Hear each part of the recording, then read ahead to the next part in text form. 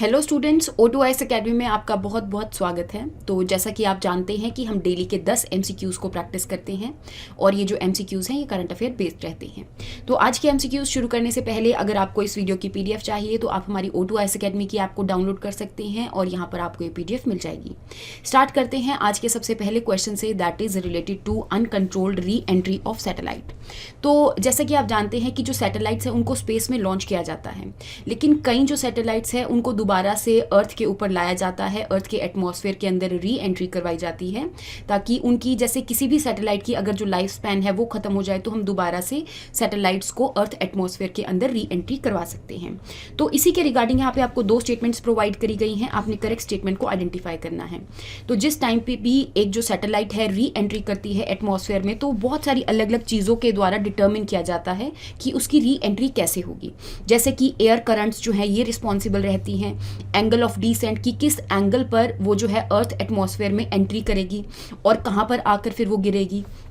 तो इन सारी चीज़ों के ऊपर ये जो चीज़ें हैं कि री एंट्री ऑफ सैटेलाइट्स है ये डिपेंड करती हैं।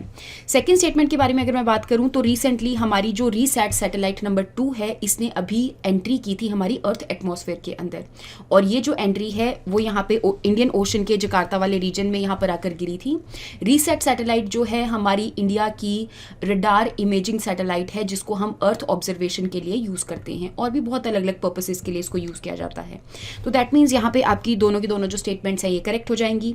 नेक्स्ट क्वेश्चन के बारे में बात कर लेते हैं, दैट इज रिलेटेड टू इफ्स्का। इफ्स्का के बारे में बात करूं तो जैसे कि आप जानते हैं इफ्स्का जो है अभी 2020 के अंदर इसको बनाया गया था और इसका जो हेडक्वार्टर्स है वो यहाँ पे गुजरात सिटी, जो गिफ्ट सिटी है वहाँ पर लोकेटेड है। इसके बारे में बात कर लेते हैं। जो इफ्स्का है that is international financial services centre authority. तो ये एक ऐसी अथॉरिटी है जो कि एक स्टैट्यूटरी बॉडी है, दैट मीन्स इसको एक एक्ट के द्वारा बनाया गया है। 2019 में इस एक्ट को लाया गया था और अल्टीमेटली जो बॉडी है 2020 के अंदर ये बन गई थी। सेकेंड स्टेटमेंट के बारे में यहाँ पे बात कर लेते हैं कि इफ्स्का के एस्टैब्लिशमेंट से पहले जितना भी हमारा इंटरनेशनल फाइनेंशियल सर्विसेज होता था इसको सेबी कंट्रोल करता था, लेकिन ऐसा कुछ नहीं है। यहाँ पे और भी अलग अलग अथॉरिटीज एंड बॉडीज थी, जैसे कि RBI हो गया, सेबी हो गया, then is pension fund regulatory authority हो गया।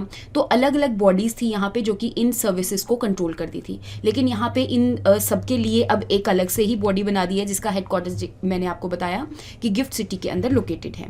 तो दैट मीन्स यहाँ पे आपकी जो फर्स्ट स्टेटमेंट है ये करेक्ट हो जाएगी।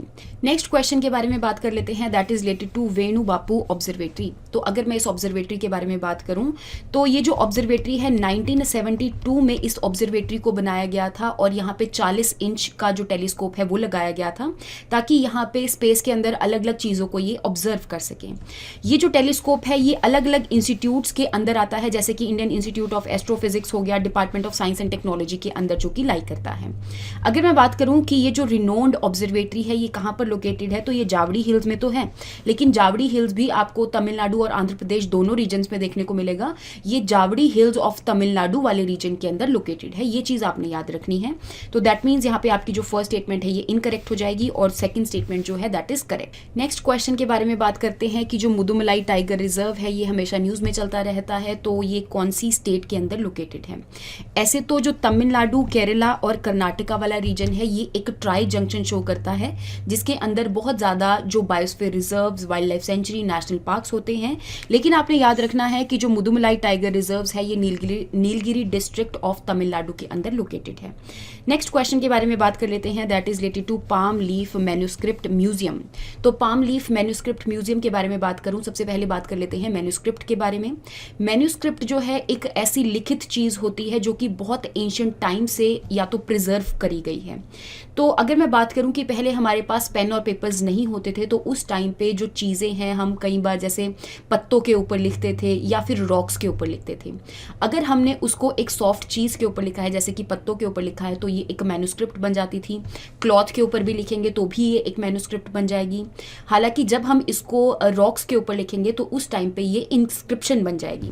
तो दैट मीन्स उसी के रिगार्डिंग आपको यहाँ पे 2 स्टेटमेंट्स प्रोवाइड करी गई हैं, आपने इसमें से करेक्ट स्टेटमेंट को आइडेंटिफाई करना है। तो फर्स्ट स्टेटमेंट के बारे में बात कर लेते हैं कि ये जो म्यूजियम है इसके अंदर 8 थीम बेस्ड जो गैलरीज हैं इसको बनाया गया है। तो हमारी कंट्री की अलग अलग लैंग्वेजेस के अंदर यहाँ पे जो मैन्युस्क्रिप्ट्स हैं वो अवेलेबल हैं, उनको डिस्प्ले किया जाएगा।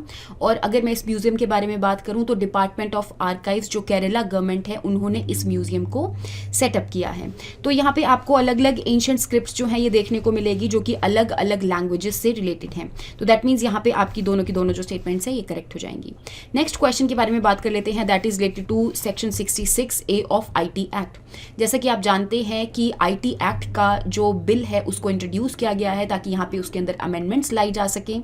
अलग अलग जो क्रिमिनल प्रोविजंस हैं उनको यहाँ पर चेंज किया जाएगा या फिर अमेंड किया जाएगा। तो इसके रिगार्डिंग सबसे पहला क्वेश्चन तो हमारा क्वेश्चन जो है वो हमारा ये बन जाता है कि जो section 66A of IT act है वो इसमें से कौन सा केस इस सेक्शन से रिलेटेड है। तो जैसा कि आप जानते हैं कि जो श्रेया सिंघल है वो दिल्ली में लॉ कर रही थी, 21 साल की थी। तो उस टाइम पे उन्होंने एक पिटीशन फाइल की थी कि जो section 66A of IT act है ये हमारे फ्रीडम टू स्पीच और एक्सप्रेशन को एक तरह से कर्ब करता है, तो इस वजह से इसको स्ट्रक डाउन करना चाहिए। तो दैट मीन्स यहाँ पे 66A ऑफ IT एक्ट जो सेक्शन है इससे रिलेटेड जो केस है that is Shreya Singhal case versus union of India. Next question के बारे में बात कर लेते हैं, that is related to eco sensitive zones. Eco sensitive zones के बारे में बात करूं तो हमारा जो national wildlife protection act है उसके तहत भी ये बोला गया है कि अगर कोई ऐसा बायोस्फीयर रिजर्व्स है या फिर ऐसा कोई प्रोटेक्टेड एरिया है तो उसके आसपास की जो 10 किलोमीटर की बाउंड्री है उसको इको सेंसिटिव जोन जो है वो कंसीडर किया जाएगा ताकि यहाँ पर जो भी बायोडाइवर्सिटी है उसको इतना ज़्यादा हार्म ना हो सके। तो that means land with in 10 kilometre boundary of national park, wild life sanctuaries जो है उसको इको सेंसिटिव जोन हम डिक्लेयर कर सकते हैं। इसके अलावा भी अगर यूनियन गवर्नमेंट या फिर स्टेट गवर्नमेंट चाहे तो अगर उन्हें लगता है कि कोई एरिया बहुत ज़्यादा सेंसिटिव है तो वो 10 किलोमीटर से ज़्यादा भी बाउंड्री को एक्सटेंड कर सकते हैं। तो दैट मीन्स यहाँ पे आपने इनकरेक्ट स्टेटमेंट को आइडेंटिफाई करना था, तो आपकी जो दोनों की दोनों स्टेटमेंट है ये करेक्ट हो जाएंगी। आंसर बनेगा नीदर 1 नॉर 2। नेक्स्ट क्वेश्चन के बारे में बात कर लेते हैं, that is related to Dokra metal craft. तो अगर मैं इस मेटल क्राफ्ट्स के बारे में बात करूं तो ये एक ऐसी मेटल क्राफ्ट है यहाँ पे ब्रास से अलग अलग यहाँ पे जो स्टैचूज हैं उनको बनाया जाता है। तो ये जो है एक पर्टिकुलर रीजन के अंदर ही करी जाती है, जैसे कि छत्तीसगढ़ वाले जो मेटल स्मिथ्स हैं, छत्तीसगढ़, झारखंड और जो मध्य प्रदेश वाले जो मेटल स्मिथ्स हैं, ओझा मेटल स्मिथ्स हम इसको कई बार बोल देते हैं, तो ये यहाँ पे इस आर्टी क्राफ्ट्स को बनाते हैं। नेक्स्ट अगर मैं बात करूँ कि ये जो है इसके लिए अभी तक कोई भी मशीन वगैरह नहीं आई है, इतनी भी आसान ये मेटल क्राफ्ट नहीं है। एक स्टैचू को यहाँ पर बनाने के लिए कम से कम भी 1 मंथ लग जाता है और यहाँ पे इसके अंदर जितने भी आप जॉइंट्स देखने को मिल रहे होंगे आपको लग रहा होगा कि शायद अलग से इसको जोड़ा गया है, लेकिन ऐसा कुछ नहीं है। जो ब्रास है उसको अमेंड किया जाता है और यहाँ पे इसको इस पूरे एक स्टैचू की फॉर्म दी जाती है बिना किसी जॉइंट्स के।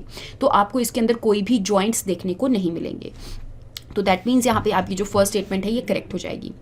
नेक्स्ट क्वेश्चन के बारे में बात कर लेते हैं, that is related to ST community. तो यहाँ पे जो ST कम्युनिटी है उसका एक पर्टिकुलर क्राइटेरिया होता है ताकि उसको ST की लिस्ट के अंदर इंक्लूड किया जा सके। जैसे कि एथनोलॉजिकल जो ट्रेट्स हैं उनके अलग से कुछ ट्रेट्स होने चाहिए, उनकी पिछली जो पुरानी ट्रेडिशनल एक्टिविटीज़ हैं, कैरेक्टरिस्टिक्स हैं वो होने चाहिए, उनका कल्चर अलग होना चाहिए और जो नॉर्मल जैसे जो हमारे अर्बन एरियाज़ और रूरल एरियाज़ के अंदर जो लोग रहते हैं उनके अलावा जैसे फॉरेस्ट में रह रहे हैं तो जोग्राफिकल आइसोलेशन भी होनी चाहिए। तो ये कुछ क्राइटेरिया है जिसके बेसिस पे जो शेड्यूल ट्राइब्स हैं उनको रिकॉग्नाइज किया जाता है। तो दैट मीन्स यहाँ पे सारी की सारी जो स्टेटमेंट्स है ये करेक्ट हो जाएंगी। लास्ट क्वेश्चन के बारे में बात कर लेते हैं, that is related to share buyback. तो जैसा कि आप जानते हैं कि रिसेंटली हमारे जो फाइनेंस मिनिस्टर जी हैं वो यहाँ पे शेयर बायबैक्स की जो गाइडलाइंस हैं उसको दोबारा से इशू करने की बात कर रहे हैं, उसके अंदर कुछ चेंजेस लाने की बात कर रही हैं।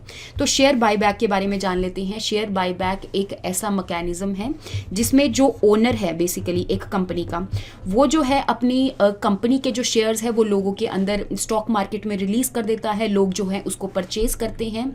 अब लेकिन जब ओनर चाहे कि अपने जो भी शेयर्स हैं मैं दोबारा से बाय बैक करूं, दोबारा से जो ओनरशिप है उसको कंट्रोल करूं, तो वो एक पर्टिकुलर प्राइस निकाल सकता है जिसके बेसिस पे यहाँ पे जो लोग हैं वो प्राइस इस शेयर्स के लिए देंगे और अल्टीमेटली ये जो शेयर्स है दोबारा से ओनर के पास चले जाएंगे।